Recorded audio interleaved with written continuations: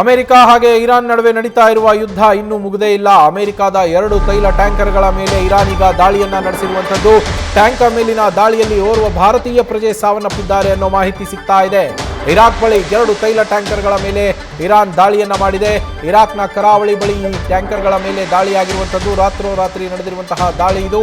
America ಸ್ವಾಮ್ಯದ ತೈಲ tanker ಸಫೇಸಿಯಾ ಇದರ ಮೇಲೆ ದಾಳಿಯನ್ನ ಮಾಡಲಾಗಿದ್ದು, ವಿಷ್ಣು ಮೇಲೆ ದಾಳಿಯಾಗಿದೆ. ಹಡಗಿನಲ್ಲಿ ಉಳಿದಿದ್ದ 27 ಸಿಬ್ಬಂದಿಯನ್ನ ರಕ್ಷಿಸಿ ಬಸ್ರಾಗೆ ಸ್ಥಳಾಂತರ ಮಾಡಲಾಗಿದೆ ಅಂತ ತಿಳಿದು ಬರ್ತಾ ಇದೆ. ಇರಾನ್ ನೇರವಾಗಿ ತೈಲ ಟ್ಯಾಂಕರ್ ಅನ್ನ ಗುರಿಯಾಗಿಸಿಕೊಂಡೇ ದಾಳಿಯನ್ನ ಮಾಡಿರುವಂತದ್ದು. ಇರಾಕ್ನ ಖೋರ್ ಅಲ್ ಜುಬೈರ್ ಬಂದರಿನ ಬಳಿ ಅಟ್ಯಾಕ್ ನಡೆದಿದೆ. ಇರಾನ್ನ ಹಡಗು ಅಮೆರಿಕದ ಒಡೆತನದ ಕಚ್ಚಾ ತೈಲದ ಟ್ಯಾಂಕರ್ ಇದು. ಈ ಟ್ಯಾಂಕರ್ನಲ್ಲಿ ಇದ್ದಂತಹ ಓರ್ವ ಭಾರತೀಯ ಸಿಬ್ಬಂದಿ ಮೃತಪಟ್ಟಿದ್ದು, 27 ಜನರನ್ನ ರಕ್ಷಿಸಲಾಗಿದೆ ಅನ್ನುವಂತಹ ಮಾಹಿತಿ ಈಗ ಸಿಗ್ತಾ ಇರುವಂತದ್ದು. ಅಮೆರಿಕ ಸ್ವಾಮ್ಯದ ತೈಲ ಟ್ಯಾಂಕರ್ ಇದು ಸಫೇಸಿಯಾ. ಇದರ ಮೇಲೆ ದಾಳಿ ಮಾಡಲಾಗಿದ್ದು, ಹಡಗಿನಲ್ಲಿದ್ದ 27 ಜನರನ್ನ ರಕ್ಷಿಸಲಾಗಿದೆ. ಆದರೆ ಓರ್ವ ಭಾರತೀಯ ಪ್ರಜೆ ಮೃತಪಟ್ಟಿದ್ದಾರೆ ಅಂತೇಳಿ ತಿಳಿದು ಬರ್ತಾ ಇದೆ. ರಾತ್ರೋರಾತ್ರಿ ನಡೆದಿರುವಂತಹ ದಾಳಿ ಇದು. ಅಮೆರಿಕದ 2 ತೈಲ ಟ್ಯಾಂಕರ್ಗಳ ಮೇಲೆ ಇರಾನ್ ದಾಳಿಯನ್ನ ಮಾಡಿದೆ. ಟ್ಯಾಂಕರ್ ಮೇಲಿನ ದಾಳಿಯಲ್ಲಿ ಓರ್ವ ಭಾರತೀಯ ಪ್ರಜೆ ಸಾವನ್ನಪ್ಪಿದ್ದಾರೆ.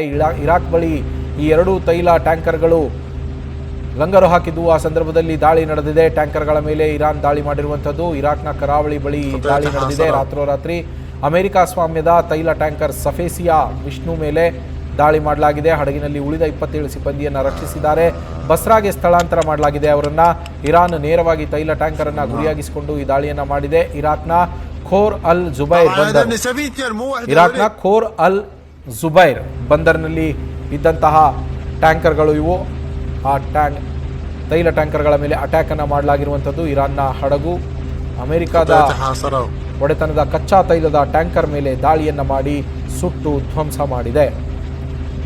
ಇದರಲ್ಲಿ ಭಾರತೀಯ ಮೂಲದ ಪ್ರಜೆಯೊಬ್ಬರು ಮೃತಪಟ್ಟಿದ್ದಾರೆ ಎನ್ನುವ ಮಾಹಿತಿ ಸದ್ಯಕ್ಕೆ ಸಿಗ್ತಾ ಇರುವಂಥದ್ದು. ನ್ಯೂಸ್ ಫಸ್ಟ್ ನಿರ್ಭೀತಿಯಿಂದ ನಿಮ್ಮ ಪರವಾಗಿ.